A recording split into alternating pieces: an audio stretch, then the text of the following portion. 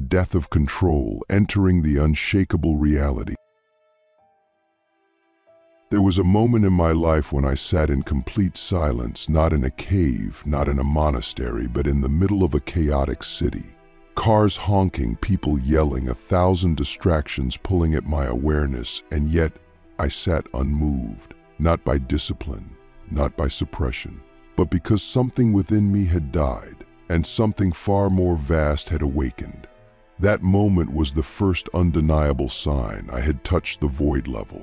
The place where nothing can manipulate you anymore. Not society, not your thoughts, not even your fears.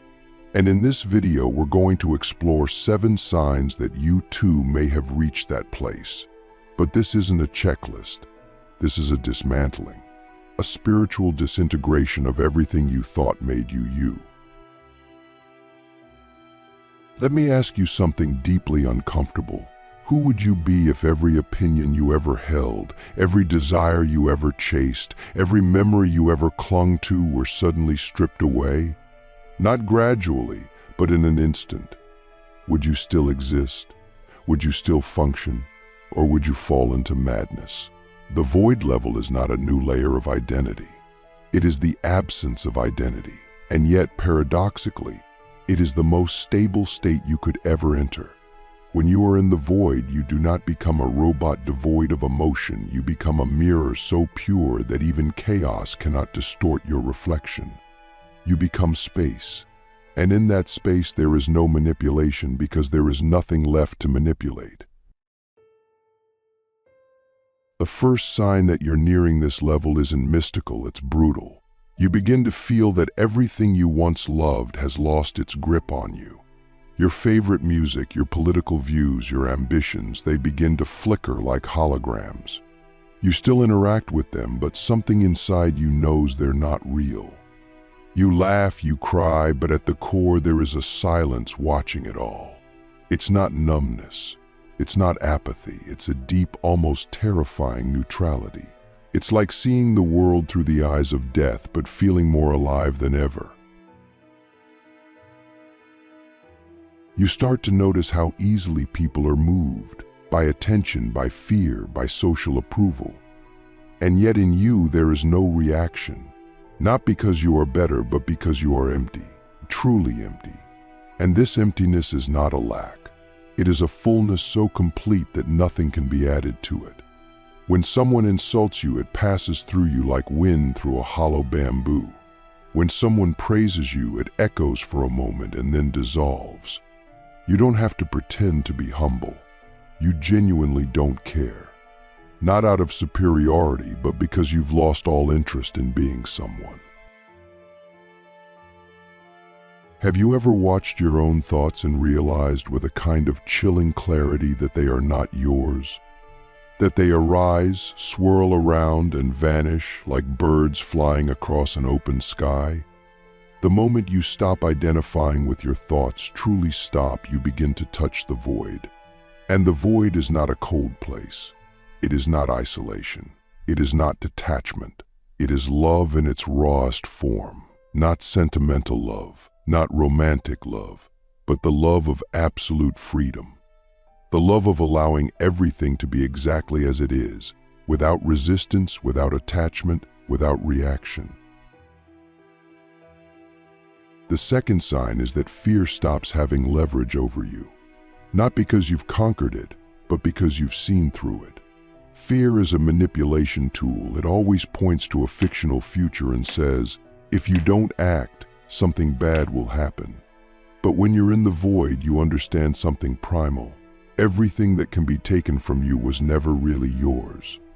Your life, your body, your relationships, your beliefs, they are rented garments. When you see this, fear becomes amusing. It's like watching a horror movie that you know is just pixels on a screen. You scream maybe, but deep down you're untouched. And here's a question that can shake your soul. What if you never needed to be safe? What if safety was the lie that kept you from ever being free? That's what the void shows you. That behind every desire for comfort is a deeper terror of losing control. But once you've truly surrendered control, not in theory, not in meditation, but in the very way you breathe, then the whole game collapses. The matrix glitches, and you find yourself standing in a world that looks the same but feels like a lucid dream. You are awake inside the illusion, and nothing can manipulate you anymore. The third sign is related to temptation. You stop being seduced by power, fame, influence, even spiritual power. You see all of it as dust, not because you're trying to be moral, but because your appetite for illusion has ended. You can walk into a room full of beautiful people, flashing lights and sweet promises, and feel nothing but stillness. Not repression, not judgment, just stillness. Because once you've tasted the void, everything else tastes like plastic. The void is real. Everything else is theater. And when you know this, not conceptually, but viscerally, you can never be manipulated again. Because every offer made to you, every attempt to pull you in, is instantly seen for what it is. A distraction from the truth you already are. We'll go deeper soon. But first, ask yourself this. Are you willing to lose everything you think you are in order to become what cannot be touched? Are you ready to enter the fire of unknowing, where even your most sacred beliefs are incinerated? If not now, when? Because the void waits for no one. It is always here, but only the empty can enter. The collapse of meaning, becoming the infinite mirror. You might think that reaching the void means reaching an endpoint, that now finally you've arrived. But if that's what you believe, you haven't truly entered it yet. Because the void is not a destination, it is the annihilation of all destinations. It is the end of meaning itself and the beginning of something far more terrifying and liberating. Existence without narrative. This is the fourth sign you stop needing meaning to survive. Every human being, from the moment they are born, clings to meaning like a lifeboat. We define ourselves through stories, through cause and effect, through identity and purpose. But when you've reached void level, the structure collapses. You no longer need to know why in order to exist peacefully. You no longer chase purpose like a dog chases its tail. You become the silent witness of what is, without needing it to be anything more. Have you ever noticed how exhausting it is to keep your life meaningful? To constantly assign significance to events, relationships, careers, even your suffering. We do this not because reality demands it, but because the ego cannot survive without it. The ego feeds on meaning. It thrives on I am this because of that. But when you reach the void, a strange thing happens. You stop caring whether things mean anything at all. You stop asking why you were born or what your destiny is, or whether your actions matter in some grand cosmic plan. And instead you begin to simply be. Not with laziness or nihilism, but with a stillness so vast that even the question, what is the point, dissolves into laughter. The fifth sign is the most paradoxical of all. You begin to experience unconditional compassion even as you detach from everything. This confuses people. They think being in the void means being cold, indifferent, removed. But that's only half the truth. Yes, you are detached, but not because you don't care. You are detached because you finally see clearly. You see that the suffering of others is real, but it is also a projection. You see that helping someone doesn't mean saving them, it means seeing them as already complete, already whole, even as they cry, even as they break. And so you help not because you need to fix them, but because love flows through you naturally, without resistance. You become a silent presence in the storm, not trying to stop the storm, not trying to explain it, just being so still that others remember their own stillness. There is a moment when every true seeker realizes that the world doesn't need saving, it needs seeing. And this is what the void reveals. that our attempts to control, to change, to improve reality are often just disguised fears. Fear of chaos, fear of death, fear of meaninglessness. But once those fears are burned in the fire of awareness, what remains is not apathy. It's the deepest love imaginable. A love that does not cling, a love that does not demand, a love that gives without needing to be seen giving. And in that love, manipulation cannot exist, because manipulation is always rooted in lack, in wanting something from someone. But when you are full, when you are the void, there is nothing to want, nothing to get, nothing to prove, only the joy of giving without a giver.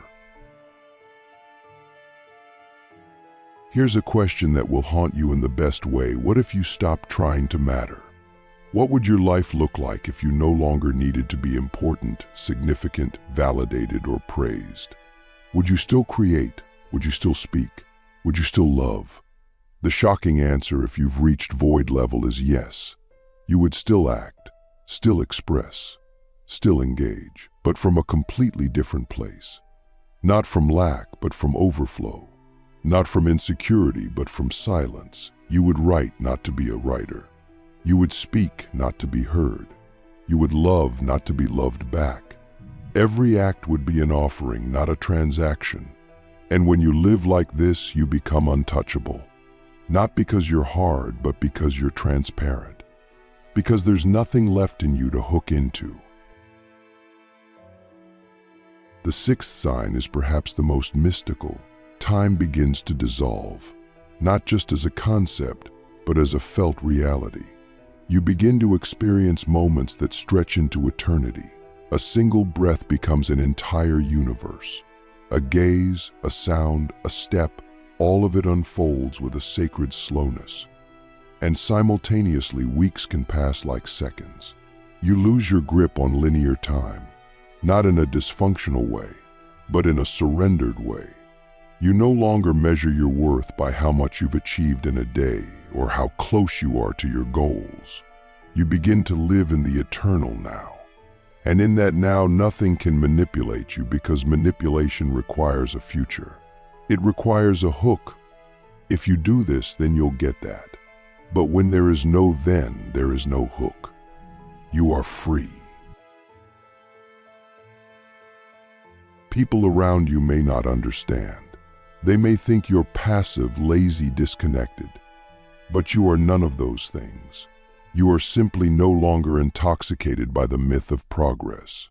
You act, yes, but you act from presence, not pressure.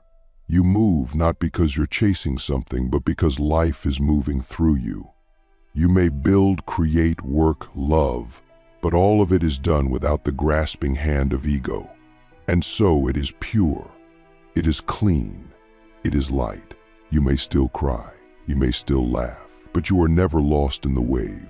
You are the ocean itself, watching waves rise and fall. The seventh and final sign is the most subtle and the most powerful. You stop seeking, not because you found all the answers, but because the need for answers itself dissolves. You are no longer a seeker. You are no longer a finder.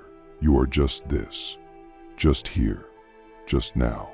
You do not need the universe to explain itself to you. You do not need God to appear in form. You do not need enlightenment to arrive, because every breath is enlightenment.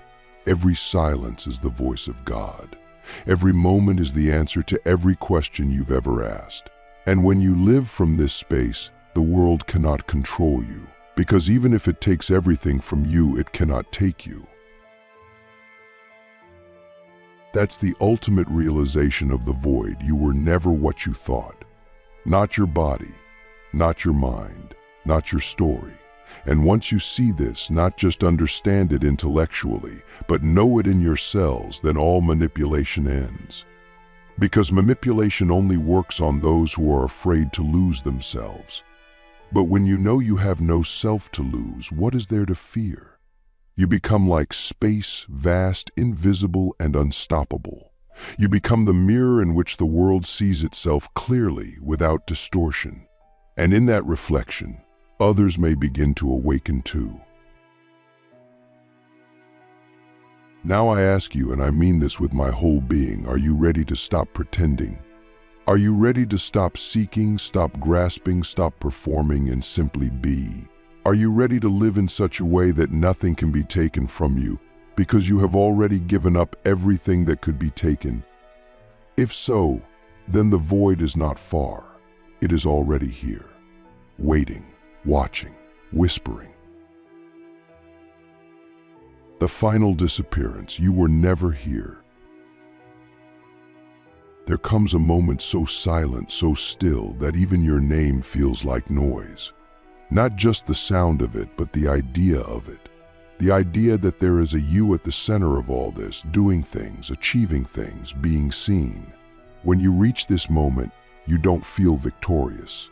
You don't feel enlightened. You feel gone, and yet more present than ever. That is the paradox of the void, the final sign, the most terrifying freedom, the realization that you were never here. Not in the way you thought, not as the doer, not as the thinker, not as the dreamer. You were a dream dreaming of itself, a story reading itself aloud. And when the story ends, what remains is not emptiness but truth. Truth so vast it cannot be spoken, so still it cannot be disturbed, so ordinary it hides in everything. This is not a disconnection from the world. It's the deepest connection possible, but not as a separate being, not as someone in the world, rather as the world itself. The sky is not above you, it is you. The wind is not touching you, it is you. The pain in someone else's heart is not theirs, it is yours too. But not in a poetic or empathetic way. In a literal way. The boundaries are gone, and yet you function, you speak, you eat, you laugh, but it is all spontaneous. There is no one inside directing it. It's just happening. And when people ask, who are you really? You smile. Not because you don't know, but because the question no longer makes sense. You are the asking. You are the silence beneath the question. You are what remains when even the question dissolves.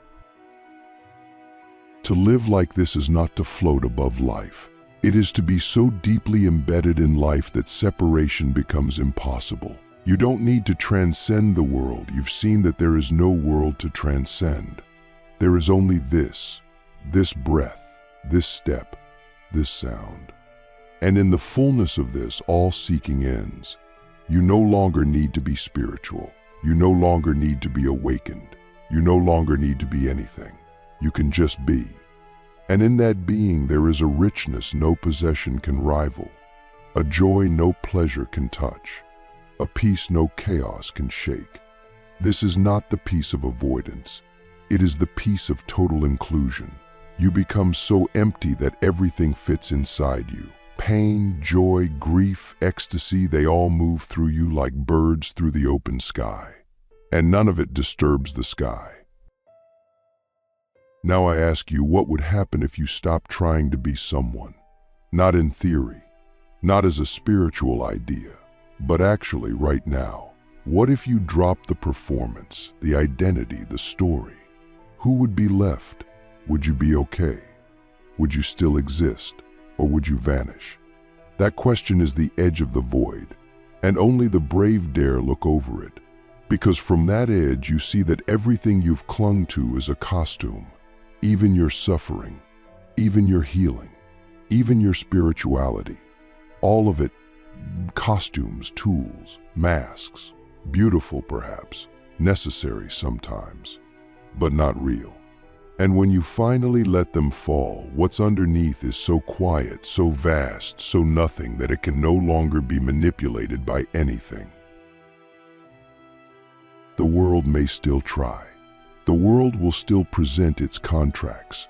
Be this and we'll reward you. Say this and we'll praise you. Believe this and we'll accept you. But these offers will feel like children handing you plastic toys. You won't reject them with anger. You'll simply smile and say thank you and move on. Not because you're superior, but because you've outgrown the game. You've seen the strings behind the puppet show. You've seen that every system, political, economic, spiritual, is built on the manipulation of identity. And when identity dies, so does the system's grip. You can still engage, still vaunt, still protest, still teach. But you do it from freedom, not fear. From clarity, not compulsion. You are no longer a pawn. You are the board. And here's something even deeper. Once you've reached the void, you begin to forget even the void. You stop talking about it. You stop thinking about it. You stop needing to express it, because it becomes your natural state. As familiar as breathing, as intimate as silence. You no longer walk around saying, "I am awakened." You no longer need to convince anyone of anything. You are just here. Just this. The words fall away. The concepts fall away. Even the idea of void falls away. What remains is unspeakable, but it shines through your eyes. It moves through your hands. It echoes in your stillness. And those who are ready will feel it, not as information, but as a remembering, a homecoming, a re-entry into what they always were. This is the final disappearance, the most sacred vanishing, not of the body, not of the mind, but of the illusion of personhood. And it feels like nothing, absolutely nothing. No fireworks, no choirs of angels, just stillness, just this. And for the first time you understand you were never here. Not as a separate self, not as a fixed identity.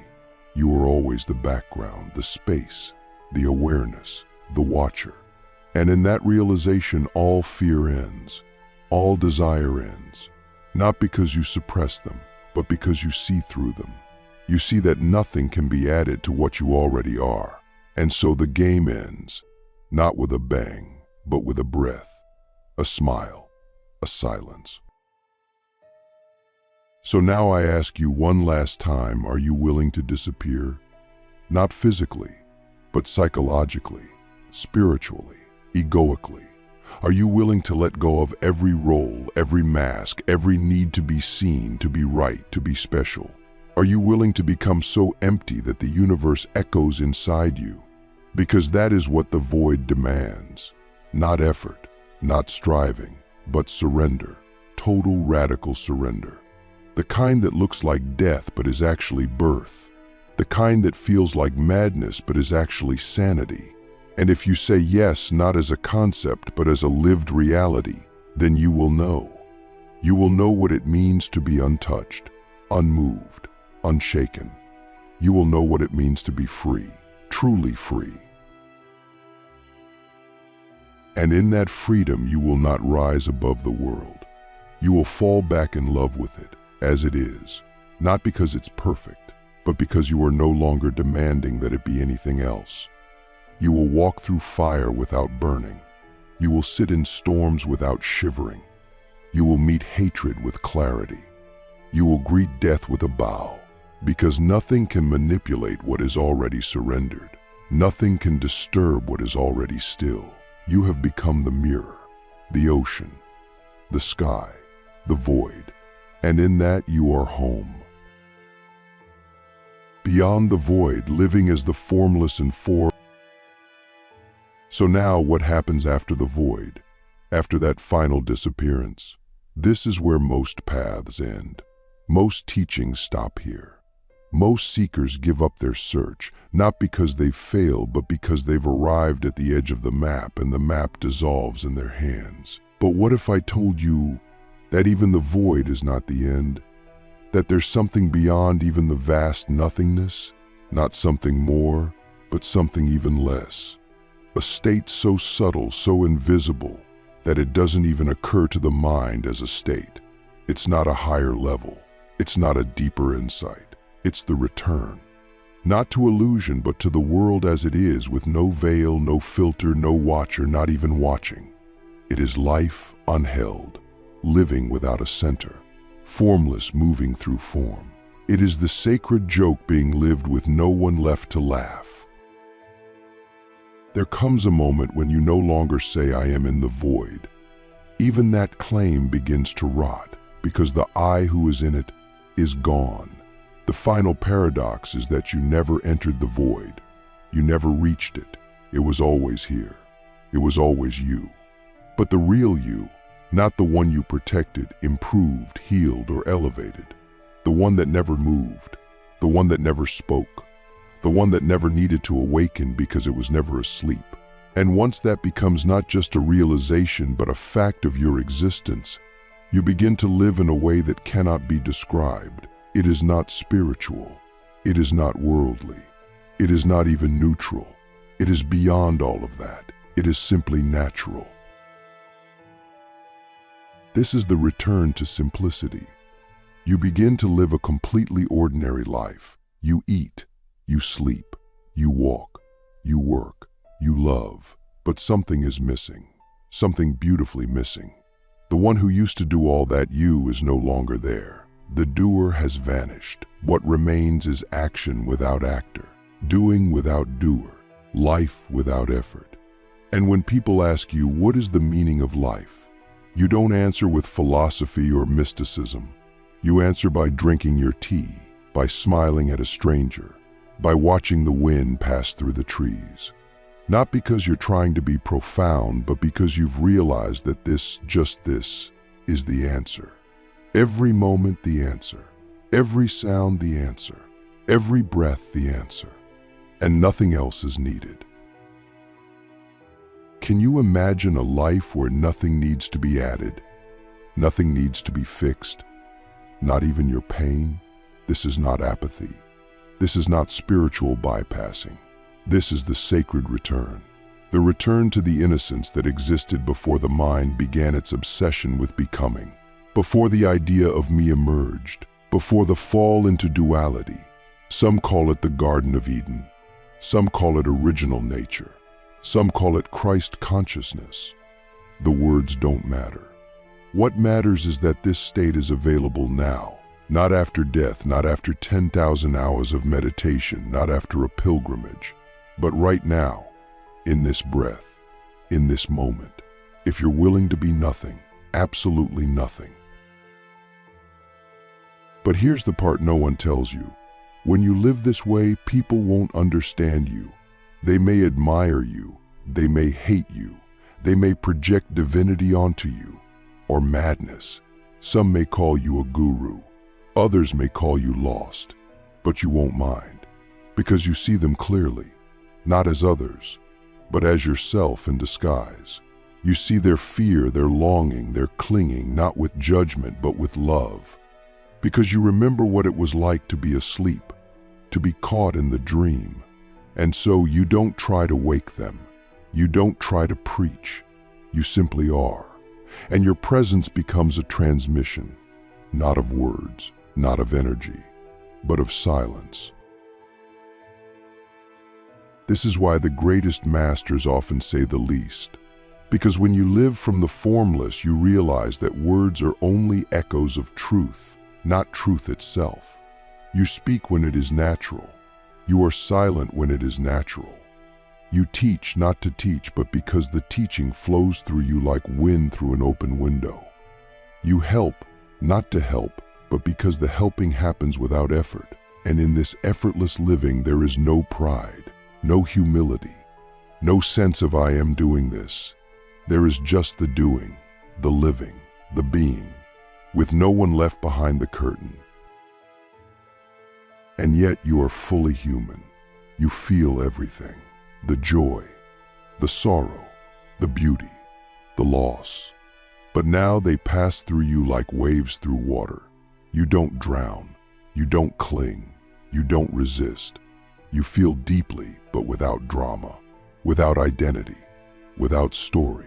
And in this deep feeling, there is a kind of sacred intelligence, a knowing without thought, a seeing without eyes, a love without object.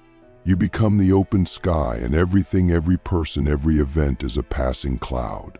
You are not detached. You are infinite intimacy. You are not cold. You are burning with the fire of presence. And this presence is your only protection. because nothing can manipulate presence. Nothing can control what has no handle. So I ask you one last time, can you live like this? Not as a monk, not as a mystic, but as a perfectly ordinary human being in the marketplace, in the office, in the kitchen, living with no mask, no agenda, no self-image. Can you live as nobody? Not a depressed nobody, not a spiritual nobody, just nobody. And in that nobodiness, be full of joy, be full of love, be full of life. The void gave you freedom. But beyond the void is love, not emotional love, not romantic love, but the love that simply is, the love that doesn't need a reason, the love that flows when there is no one left to love or be loved.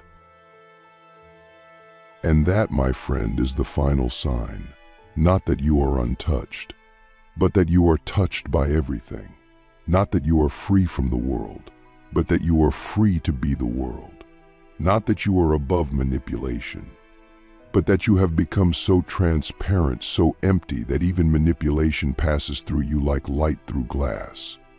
You are no longer defending anything, no longer hiding anything, no longer trying to be anything. You are simply this, alive, awake, and absolutely still. And now, as we stand in this final silence, I want you to feel the vastness of what remains. Not conceptually, not as an idea, but as a direct living truth inside your chest. Breathe into it. Let it wash over you. There is no climax here, no final reward, no grand revelation that will thunder down from the heavens and crown you with enlightenment. That was the old game, the game of gain and loss. Now there is only peace, a peace that goes nowhere, a stillness that does not move, yet contains all movement. This is where the seeker dies, not in failure, but in completion. The seeking collapses, not because you have found something, but because you realize you were never truly lacking. The one who sought was a mirage, and now the mirage has burned away in the fire of presence, leaving only the naked now. No past, no future, no self to be improved, only this. What happens when nothing needs to happen anymore? What do you do when all doing becomes spontaneous, ungrasped, free of the weight of achievement or meaning? You live in a way that is so light, so effortless that the very air around you seems to glow. Not because you are projecting something mystical, but because you are no longer interfering. Life is living through you without resistance. You are no longer the author of your story because you have realized there never was a story. Just scenes, moments, colors, sounds. And in this, you rediscover the sacred in the ordinary. You taste the divine in brushing your teeth. You hear eternity in a dog barking. You see the face of God in a stranger's glance. And not once do you think, I am spiritual, because that thought is too slow, too heavy. You are too gone for such identities, too present for such labels. This is the final paradox. You are more real than ever, precisely because there is no longer a you insisting on being real. The moment you stop trying to be authentic, authenticity flows through you like water. The moment you stop trying to be good, love arises without effort. The moment you stop trying to be awake, awareness becomes your ever-present home. This is what the void has given you, not a crown, not a throne, not an identity, but space. Infinite, silent space. And in that space, all things arise and fall. You are not trying to experience bliss. You are not trying to avoid pain. You are not trying to be balanced. You are simply not trying. And in that non-trying, everything you once sought is revealed to be always here, just unnoticed beneath the noise of me. And now, the noise is gone. The sky is clear. The mirror reflects everything and holds onto nothing. So walk now, not as someone who has arrived, but as someone who never left. Speak not to teach, but to share. Be not to be noticed, but because there is nothing else to do. Let this be your life, Simple, free, invisible in ego, radiant in presence. This is what it means to reach the void level. Not that you've become more, but that you've finally become less. Less burdened, less reactive, less afraid. Until finally even less disappears and there is just this. Ever fresh, ever alive, ever empty, ever complete. And if you forget everything I've said, let this remain. Nothing can manipulate the one who no longer clings. Nothing can move the one who is already still. You are that. You always were. Welcome home.